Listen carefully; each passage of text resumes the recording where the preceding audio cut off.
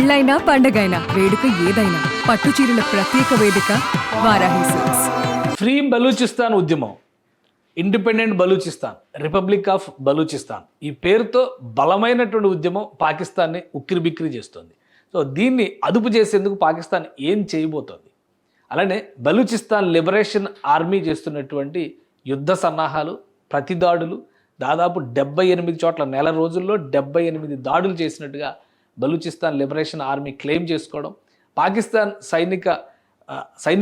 సైన్యాధ్యక్షుడు చేసినటువంటి ప్రకటనని తిప్పికొడుతూ మరుక్షణంలోనే పాకిస్తాన్కి సంబంధించినటువంటి సైనిక వాహనాలను ధ్వంసం చేయడం, ఇవన్నీ చూసిన తర్వాత పాకిస్తాన్ బలూచిస్తాన్ మీద అణ్వాయుధాన్ని ప్రయోగించబోతుందనేటువంటి ప్రచారం జోరుగా సాగుతుంది.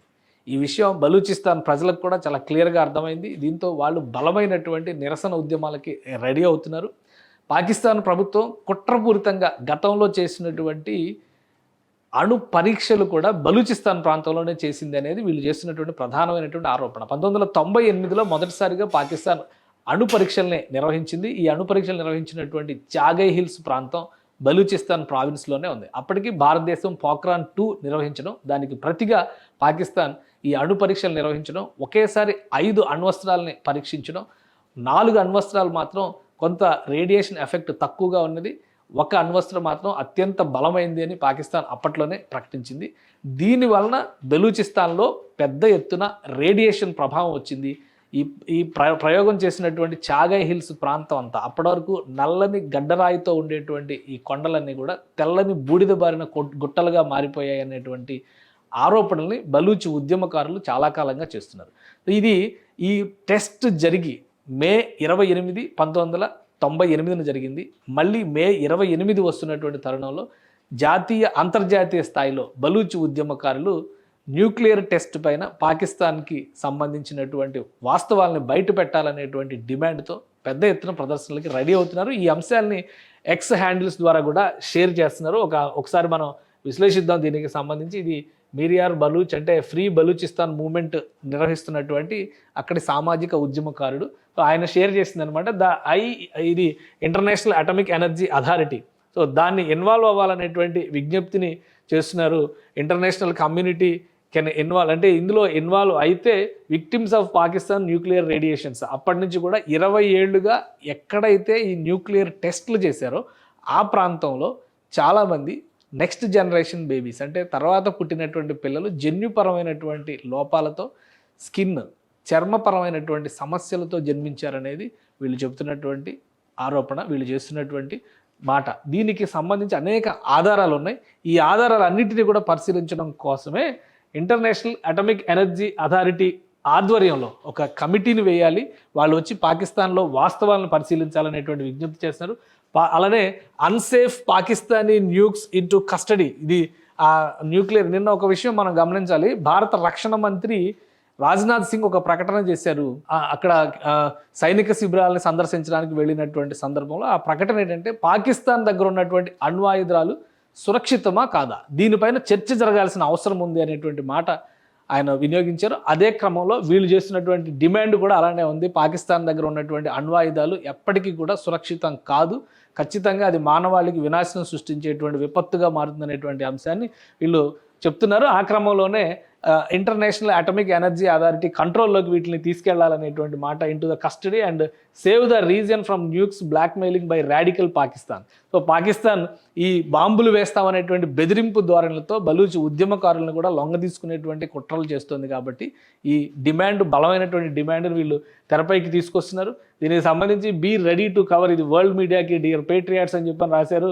Protest against Pakistan nuclear test on 28 మే 2025. అంటే ఈ టెస్ట్ జరిగింది 1998లో. ఇప్పుడు దానికి సంబంధించినటువంటి నిరసనలు ఇప్పుడే కాదు, చాలా కాలంగా జరుగుతున్నాయి. అనేక దేశాల ముందర, జర్మనీలో, అలానే అమెరికాలో, వాషింగ్టన్లో చాలా చోట్ల బలూచి ఉద్యమకారులు ప్రొటెస్టులు చేశారు. న్యూక్లియర్ టెస్టులు చేయడం ద్వారా తమ పిల్లలపైన తీవ్రమైనటువంటి ప్రభావం చూపిస్తుంది, బలూచ్ ప్రజల్ని బలిపశువులు చేసింది పాకిస్తాన్ అణ్వస్త్రాల పేరుతో అనేటువంటి వాదన చేస్తూ దశాబ్దాలుగా పోరాటం చేస్తూనే ఉన్నారు. కానీ ఎవరూ పట్టించుకోలేదు అనేది వారి ఆవేదన. ఇప్పుడు దానికి కొనసాగింపుగా 28వ తేదీన జరగబోయేటువంటి పాకిస్తాన్ ఆక్యుపైడ్ బలూచిస్తాన్లో చేసినటువంటి ఆ టెస్టులకు సంబంధించిన నిరసన ప్రదర్శనలను కవర్ చేయండి అనేటువంటి డిమాండ్ చేస్తూ ఈ పోస్టులు పెడుతున్నారు. అలానే it is now responsibility of the world community and bodies working for climate change, wild life, humanity.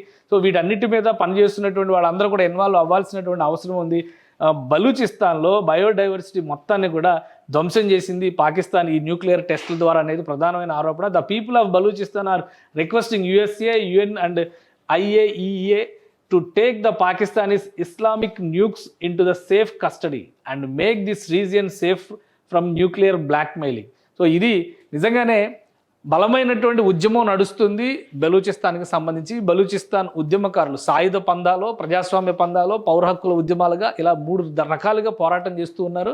వాళ్ళని నియంత్రించాలంటే ఇప్పుడున్నటువంటి పరిస్థితుల్లో పాకిస్తాన్కి ఒక ఆప్షన్ లేదు. ఇంకా చెప్పాలంటే పహల్గాం ఇన్సిడెంట్ జరగడానికి కూడా బలూచిస్తాన్లో జరుగుతున్నటువంటి విధ్వంసాన్ని డైవర్ట్ చేసి పాకిస్తాన్లో ఒక ఎమోషన్ క్రియేట్ చేసి ఇండియా వర్సెస్ పాకిస్తాన్ అంటే ఒక ఎమోషన్ క్రియేట్ అయింది. కాశ్మీర్ కోసం పాకిస్తాన్ ప్రజలు నిలబడతారనేటువంటి సానుభూతిని రాబట్టే కుట్రలో భాగంగానే సైన్యం పహల్గాం ఇన్సిడెంట్ని ప్రోత్సహించింది. ఈవెన్ అక్కడి ప్రభుత్వానికి కూడా ఈ అంశం తెలిసి ఉండకపోవచ్చు అనేటువంటి వాదన బలూచిస్తాన్ ఉద్యమకారులే చేస్తున్నారు. సో అది ఫెయిల్ అయింది. భారతదేశం విరుచుకుపడిన తర్వాత పాకిస్తాన్ కుక్కచావు చచ్చినటువంటి పరిస్థితి వచ్చింది.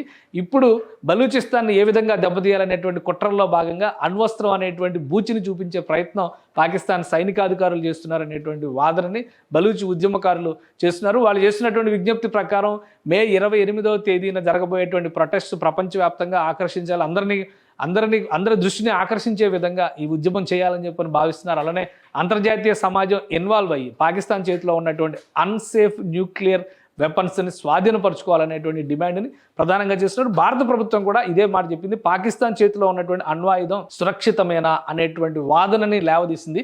సో ఇది ఒక ప్రపంచ స్థాయి చర్చకి దారితీసేటువంటి అవకాశం ఉంది. మిగతా దేశాలు ఏ విధంగా రెస్పాండ్ అవుతాయి, ముందుగా మొదట అక్కడ బలి అవుతున్నటువంటి ప్రజలుగా చూస్తే కనుక బలూచిస్తాన్ ఉద్యమకారులు చేస్తున్నటువంటి వాదన ఇది పాకిస్తాన్ మ్యాప్, ఇది ఇండియా, పాకిస్తాన్, ఆఫ్ఘనిస్తాన్. ఇక్కడ కనిపిస్తున్నటువంటి పాయింటే చాగై హిల్స్, అంటే ఇది బలూచిస్తాన్లో ఒక శివారు ప్రాంతంగా చూసేది. బలూచిస్తాన్లో చాలా ప్రాంతం కొండలు, గుట్టలు, మైదానాలు తక్కువ ఉంటాయి, కొండలు, గుట్టలు ఎక్కువ ఉంటాయి. సో ఆ ప్రాంతాల్లో అందుకనే ఖనిజ సంపద చాలా ఎక్కువగా ఉంటుంది అనేటువంటి ఇవన్నీ కూడా పూర్తి స్థాయి కొండలు, గుట్టలుగా ఉన్నటువంటి ప్రదేశాలే మనకి ఇక్కడ కనిపిస్తున్నాయి. సో ఈ ప్రాంతంలోనే ఈ టెస్ట్ చేసింది. నల్లని గుట్టలుగా ఉన్నటువంటి కొండల మధ్యలో సరైనటువంటి సురక్షితమైన చర్యలు తీసుకోకుండా భారతదేశం చేసినటువంటి అణుపరీక్షలకి పోటీగా అణుపరీక్షలు చేసేటువంటి క్రమంలో పాకిస్తాన్ చేసినటువంటి తప్పిదాల వలన ఈ ప్రాంతంలో రేడియేషన్ విపరీతంగా వచ్చింది. ఈ ప్రాంతంలో ఉన్న ప్రజలపైన దాని ప్రభావం విపరీతంగా ఉంది. నెక్స్ట్ జనరేషన్లో పుట్టినటువంటి పిల్లలకు కూడా జన్యుపరమైన లోపాలు రావడానికి ఈ న్యూక్లియర్ వెపన్సే కారణం అనేటువంటి వాదనని దశాబ్దాలుగా చేస్తున్నారు.